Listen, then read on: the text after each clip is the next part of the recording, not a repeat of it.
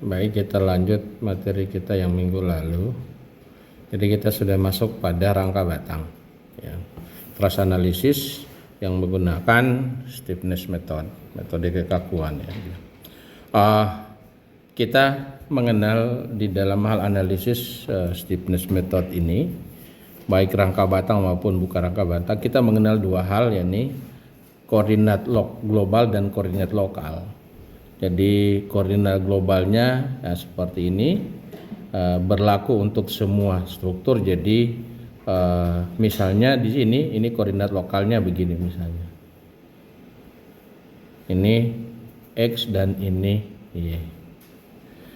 Jadi semua batang akan mengacu ke sini nanti, bahwa kepentingannya adalah ada kepentingan dengan kita membutuhkan koordinatnya. Jadi nanti kalau kita coba koordinat ini kita beri simpulnya, kita beri nama, ya. Simpulnya kita beri nama, boleh huruf, boleh angka. Ya, ini kalau ini contohnya ini pakai angka, ini simpul 1, simpul 2, simpul 3, simpul 4. Itu terserah kalian memberikan nama. Ya, gitu. Boleh A, B, C, D boleh juga. Kemudian selanjutnya kita ini terkait dengan simpul 1 berarti koordinatnya 0,0. Simpul 2 koordinatnya berapa, tergantung jaraknya yang ini berapa dan tingginya berapa. Nah, kita beri koordinatnya. Kepentingannya nanti itu untuk kita merakit matriksnya nantinya, ya. Jadi yang pertama adalah, saya ulangi, kita punya koordinat global dan ada namanya koordinat lokal. Koordinat lokal contohnya seperti ini. Elemennya dia mengikuti bentuk elemennya. Jadi kalau elemennya misalnya miring demikian gini, kita boleh dua hal kita tentukan, ya. Kita menganggap ini sebagai pangkalnya dan ini sebagai ujungnya, boleh. Berarti kalau itu ini pangkal berarti sumbu EY-nya ke sini. Nah, di sini pakai ada aksennya, ya. Ini Y aksen dan ini adalah X aksen untuk membedakan dengan koordinat global. Kalau kita menganggap terbalik yang begini, ini adalah N, ini ada V, ini ujung dan ini pangkalnya, maka sumbu X-nya begini. Ini ya aksen dan ini X aksen. Ya. Maka pentingnya kita untuk menentukan mana sumbu pangkalnya, mana titik pangkalnya, mana titik ujungnya. Penting kita untuk tentukan. Ya, bisa sampai situ bisa hafal ya. Jadi makanya kalau kalian dia referensi ini bahwa ini ada panah-panah, ini panah. Ini panah ke kanan untuk menentukan pangkal dari koordinat lokal. Jadi pangkalnya 7, kemudian di simpul 7, kemudian simpul 1, kemudian pangkal kedua adalah ujungnya adalah simpul 2. Jadi artinya lokal yang batang 1 ini, kita jangan lupa ya, kita juga memberi nama batangnya. Ini beri kotak itu nama batang, ya, nama elemennya. Nah, jadi kita harus beri kemudian yang ini apa namanya?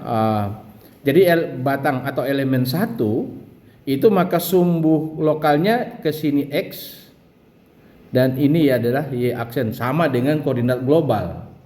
Kalau kita pakai panah demikian. Kemudian kalau kita perhatikan yang ini, yang elemen 3, batang 3 itu batang 3 kita lihat panahnya ke sini. Maka berarti X-nya ke sini, X positif, Y-nya positif ke sini, X-nya ke sini. X aksen, ini Y aksen. Ya. Jadi ikuti arah, makanya pentingnya kita menentukan panah. Ya. Jadi jangan sampai itu terbalik. Kalau kita misalnya contoh yang ini ke kanan, ini batang 5, elemen 5. Elemen 5 ini ke kanan. Ini elemen 5-nya. Ini ke kanan. Maka berarti yang ini adalah X aksen dan ini adalah Y aksen. Kalau batang ini batang 2, elemen 2-nya begini, panahnya ke atas, maka berarti ini yang Y aksen dan itu adalah X aksen. Nah, batang 4 seperti yang ini, batang 4. Gitu. Maka penting kita dalam menentukan itu. Jadi langkah dalam kita mengerjakan ini, bahwa langkah pertama adalah kita beri nomor simpulnya kalau nggak ada nomor simpulnya. Kedua, kita beri nama batangnya dengan angka. Kalau tidak ada, ditentukan nama batangnya. Nama batangnya terserah kalian mau beri nama gimana. Tapi pemberian nama dalam berupa angka itu nomor harus berurut, ya. Pak ini kan suka-suka saya bikin nomornya 1,2. Jangan kasih nama begitu. Jadi kasih nama yang mudah dan kemudian berurut, jangan sampai tidak berurut. Nah itu koordinat. Kemudian berikutnya ada namanya yang kita sudah pelajari sebelumnya di slow deflection, dan namanya degree of freedom atau derajat ketidaktentuan kinematis bahasa lain, atau derajat kebebasan lah gitu. Jadi ada DOF. DOF kita juga ada dua. Kita ada DOF struktur dan DOF elemen. Nah, DOF elemen sifatnya tetap. Ya. Jadi ada DOF struktur dan ada DOF elemen. DOF struktur itu sifatnya tetap. DOF elemen sifatnya tetap. Jumlahnya tidak berubah-ubah. Kalau rangka batang, DOF elemennya ada 4. Jadi kalau kita ambil batang elemen kita yang ini, misalnya DOF kita ini. Jadi dimulai dengan aksial nomor 1, nomor 2, 3, 4. Ya. Ingat penamaannya, sebetulnya boleh Anda 1, 3, 4, 5 putar-putar boleh. Tapi sebaiknya jangan, ya. Nanti itu terkait dengan matriks yang kita punya, matriks yang kita turunkan.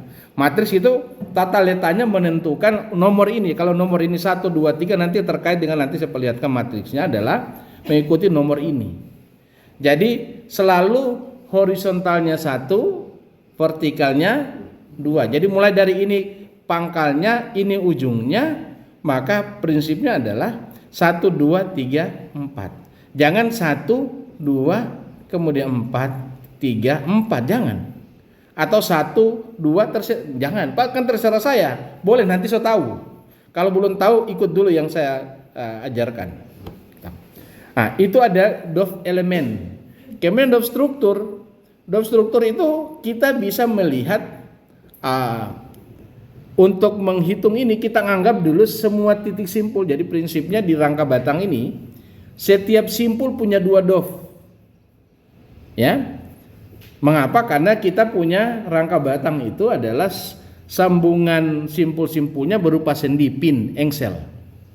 Jadi tidak ada momen di situ. Maka kita punya DOF-nya, setiap simpul itu ada 2 DOF. DOF itu ada 2, yakni yang vertikal sama horizontal. Misalnya ini ada berapa simpul? 1, kalau kita hitung ini 1, 2, 3, 4. Ada 4 DOF.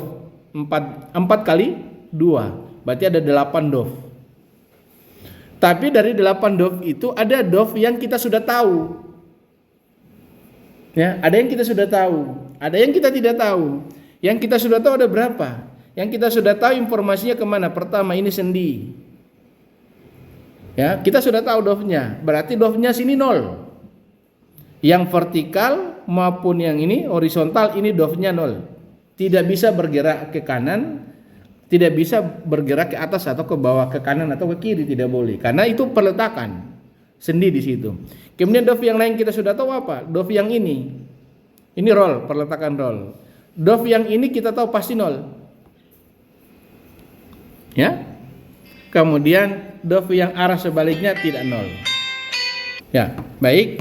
Jadi kita kembali bahwa DOF struktur kita hitung setiap simpul 2. Jadi kalau jumlah simpul ada 4, jadi 4 kali 2 ada 8 DOF. Tetapi ada DOF yang kita sudah kenal nilainya, sudah tahu. Jadi yang kita sudah tahu adalah lihat peletakannya. Peletakannya sendi berarti DOF-nya di situ baik horizontal maupun vertikal adalah 0. Kemudian kalau ini scroll, di tegak lurusnya itu yang 0. Tegak lurus peletakan. Jadi ini 0. DOF-nya kita sudah tahu. Nah, DOF yang kita sudah tahu nilainya, karena kita perlu memberikan nomor. DOF yang kita sudah tahu namanya, sudah tahu nilainya, kita beri nomor paling akhir. Jadi kalau kita beri nomor, DOF itu ada 8. Berarti akan kita berikan nomor dari 1 sampai 8. Maka kalau ini ada 3 DOF yang kita sudah tahu, yang pasti 0, maka 3 itu kita beri nomor paling akhir. 7, 6, 7, 8 itu nomor yang DOF yang kita sudah tahu. Kemudian DOF yang kita tidak tahu itu kita beri nomor paling awal dari 1 sampai 5. Oke, bisa ya? Ya. Nah, kemudian untuk penomoran DOF-nya, saya ingin sampaikan kalian sebaiknya jangan lompat-lompat. Mulai dari yang pertama horizontal, baru kedua vertikal. Karena DOF kita dengan ada cuma 2 DOF, baik DOF struktur maupun DOF elemen, kita selalu menghitungnya adalah horizontal dan vertikal. Jadi kita mulai, misalnya contoh ini, simpul 2. Simpul 2 itu DOF-nya ada 2. Jadi kita beri yang pertama, ini kita ke kanan, baru kemudian ke atas, kita beri nomor. Bisa ini kita beri 1, ini nomor 2. Jangan ini 2, ini 1. Ya? Boleh dilakukan, tapi tidak baik bagi kalian untuk melakukan ini secara manual. Kalau secara komputerisasi apalagi. Secara komputerisasi dia tidak mau kacau. Dia berusaha teratur. Jadi nomor itu dia yang tentukan, bukan kita. Tapi sebetulnya kita boleh juga rekayasa, kita boleh tentukan di program aplikasi tertentu. Nah, tapi ini gini, ini sebaiknya penomorannya dimulai dari yang horizontal baru vertikal. Oke. Coba kita lihat ini simpul 3 diberi nomor 1 ke kanan. Ini simpul 3-nya, 1 ke kanan, 2-nya ke atas. Simpul, saya ulangi, ini simpul 1, simpul 3 dia ke kanan 1, ke 2 ke atas. Ini juga 3, 4. Kemudian yang kelimanya adalah ini, kelima tiada pilihan. Ya, kelima ke atas, otomatis yang 5-nya tiada pilihan, karena yang ke kanan itu kita beri nomor terakhir karena DOF-nya kita udah tahu itu 0, tidak bisa bebas, tidak bisa bergeraknya pasti 0. Oke? Sampai di sini bisa? Ya, oke sudah. Nah, kemudian kita akan masuk ke dari pengetahuan kita tentang DOF, kita masuk ke penurunan matriks, persamaan matriksnya. Nah, jadi kita menganggap bahwa karena batang itu, rangka batang itu hanya menerima gaya itu cuma 1, ya betulnya, cuma gaya aksial, tekan ataupun tarik, tidak ada geser di dalamnya, tidak ada momen apalagi. Mengapa? Karena hubungan simpulnya sendi. Sendi itu yang mengarahkan, menyebabkan gaya pada batang cuma 2, cuma 1, gaya aksial. Jadi ada dibagi 2 lagi, gaya aksial berupa tekan ataupun tarik. Jadi gayanya cuma batang tekan ataupun batang tarik. Nah, kita lihat. Kalau kita punya untuk menentukan persamaan kekakuannya, matriks kekakuannya, kita selalu berasumsi pertama bahwa di satu titik, di titik jauh ini kita tahan di sini, kita beri sendi di sini. Kita tahan supaya tidak bisa berpindah. Jadi kita beri sendi di sini, gitu. Kemudian kita beri gaya pada batang, ini gaya batang, ki n itu ada aksennya, itu gaya batangnya. Di ujung n-nya ini n, ini f, ya. Di pangkalnya kita beri gaya sebesar ki aksen n. Akibat gaya itu akan terjadi perpendekan, akan memendek. Itu yang kita sebut dengan dn. D itu adalah DOF, ya, degree. Jadi kita sebut dengan dn. Jadi dia berpindah sebesar dn, sebutlah sebesar dn.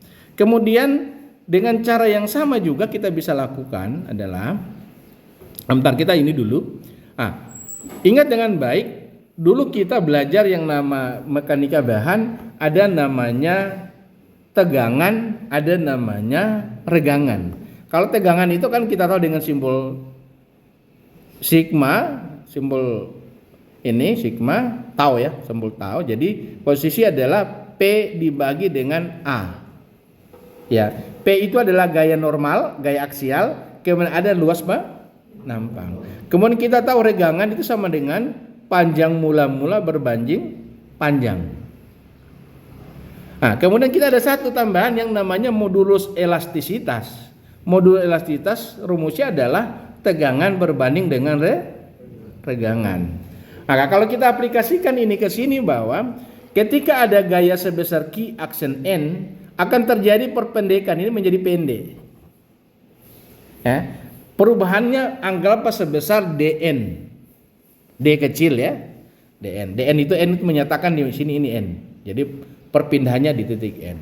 Titik Qf tidak berpindah karena itu kita tahan. Ya, jadi artinya kalau bahasanya mengalami perpendekan. Nah, kalau kita masukkan ke dalam rumus ini, jadi dari rumus ini kita bisa, ini mengandung kalau kita modulo elastisitas sama dengan kita masukin nilai P-nya, jadi P kata ganti A-nya modulus regangan kita ganti dengan delta L per L, maka kita bisa tulis jadi begini, del P delta L per EA per E kali ini E yang ini.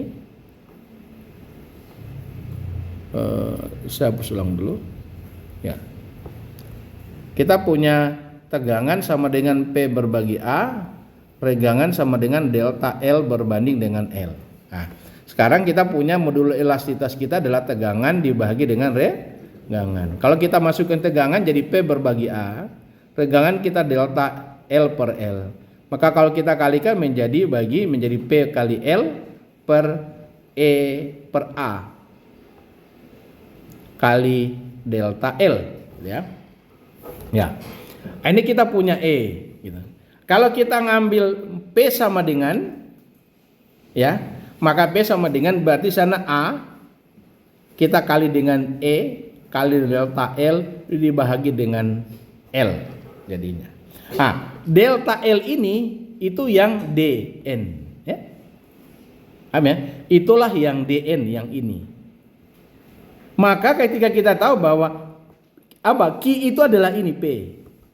Jadi kita tinggal tulis rumusnya menjadi Qn aksen sama dengan AE atau EA per L dikali delta N aksen. Maka rumusnya menjadi yang ini. Yang Anda lihat yang ini. Ya. Jadi Qn sama dengan AE bagi L kali delta N.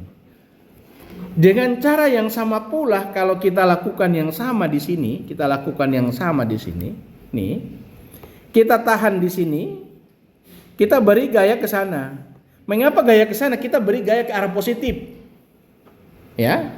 Karena kita sumbu kartesius kita ini ya, ini sini Y aksen, sana X aksen, maka kita beri ke arah positif.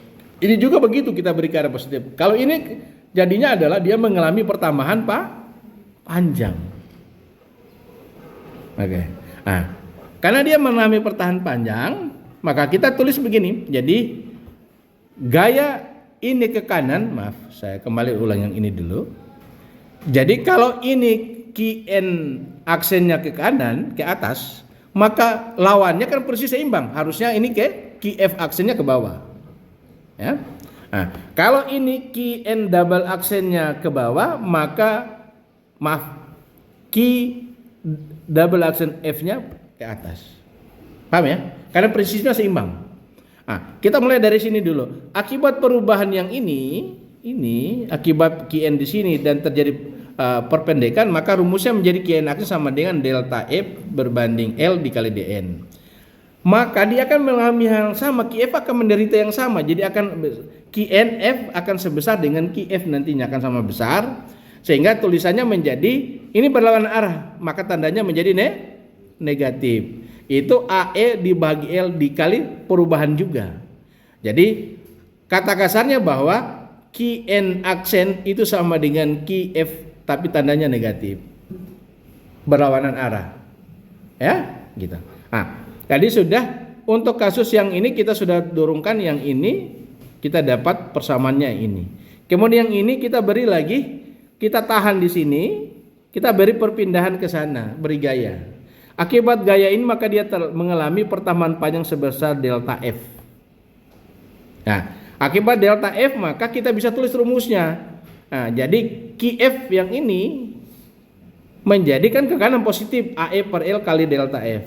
Tapi yang ini arahnya ke sumbu negatif. Maka tandanya menjadi min AE per L delta F. Ya, clear. Kedua persamaan ini kita jumlah, ya, karena kita beri kan prinsipnya begini. Metode menurunkan metode kekakuan itu kita lakukan superposisi. Jadi di sini kita beri deformasi, di sini kita tahan.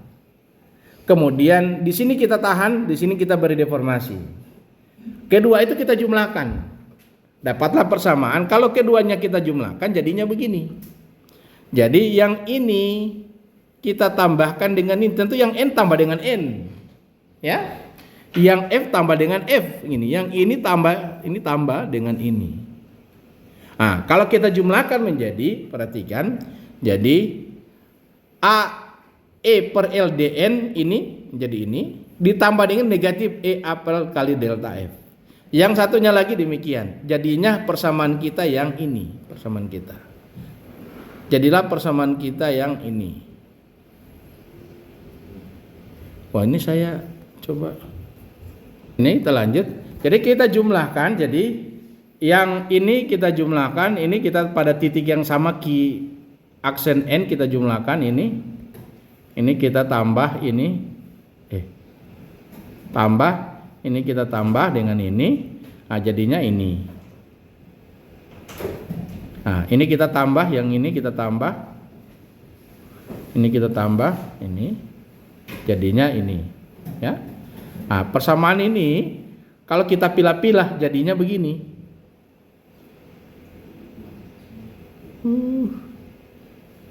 Saya punya pen itu sudah rusak karena ditekan. Jadi dia sensitif nggak baca. Ya udah. Oke. Jadi kalau kita tulis dalam bentuk matriks, matriksnya demikian. Jadi Qn dan Qf. Ya. Qn dan Qf jadi menjadi AE dikali L dibagi L dikali matriks 1 min 1 1 1 dN dF. Kalau kita coba turunkan persamaan ini, kita tulis menjadi ini adalah Q, ini adalah matriks kekakuan, dan itu adalah deformasi. Ya, ingat ini dN, ya, itu dN. Kemudian kalau kita singkat rumusnya menjadi Q sama dengan K aksen kali D. Itu ketika kita pertama memberikan gaya pada batang. Nah, kemudian selanjutnya kalau kita beri di batang itu kita beri perpindahan. Jadi nanti yang ini jadi ini ya, ini perhatikan dengan baik. Ini menjadi ini ya. Itu adalah matriks kekakuannya. Rumus ini menjadi baku. Mudah menghafalnya kan? Cuma tergantung AE dan L. Selanjutnya yang di dalam matriksnya 1 min 1 min 1 1 itu sama. Jadi tidak akan berubah itu, tidak akan berubah. Jadi mudah untuk menghafalnya. Kemudian selanjutnya kita beri ini yang sudah yang Qn tadi ya, ini Qn ya. Jadi yang Qn tadi ini. Kita ketika Qn ini lihat terus ya. Ini ada dN dF ya. Jadi dN dF yang sana sudah kita lakukan. Oke, kita lanjut.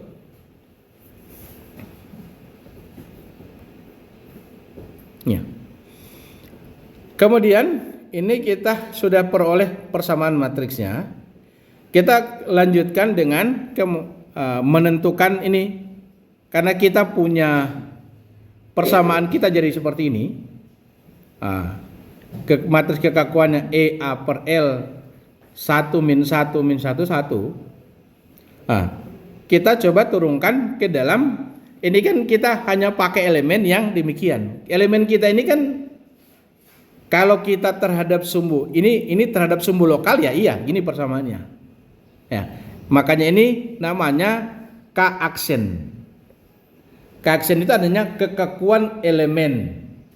Kalau bilang kekakuan elemen, dalam hal ini ada tanda aksennya, itu berarti kekakuan elemen berdasarkan koordinat lokal. Ya, kekakuan elemen lokal. Ya, oke. Jadi dia menggunakan koordinat lokal. Jadi saya bawa dulu kalian ke sini bahwa mengapa ada koordinat global? Tujuannya adalah supaya kita bisa menjumlah, ya, supaya kita bisa menjumlah. Kalau kita ingin menjumlah berarti bahwa karena ada dua koordinat, ketika menjumlahkan sesuatu itu harus punya referensi yang sama. Maka koordinat yang lokal ini, koordinat lokal yang ini itu, ini kalau tangan malah jadi koordinat lokal yang ini itu harus kita transformasi menjadi ke dalam koordinat global. Jadi kalau diperhatikan dengan baik, kalau koordinat lokal begini, maka kita harus rubah menjadi begini. Kita harus rubah begini. Ini X dan ini Y. Kita harus rubah kayak begitu bentuknya. Maka untuk merubah dari koordinat lokal ke koordinat global itu ada namanya matriks transformasi. Ya, ini kita lihat untuk berdasarkan kita punya koordinat global, maka kita akan lakukan begini. Misalkan kita punya elemen seperti ini, elemen kita seperti ini. Ya, ini ujungnya di sini N, ini F. Koordinat globalnya ini X, Y. Koordinat lokalnya X aksen, Y aksen. Terhadap koordinat global dia punya sudut. Penamaan sudutnya perlu disimak dengan baik. Ini theta X disebut theta X dan ini theta Y. Ya, untuk penamaan sudutnya lihat dengan baik.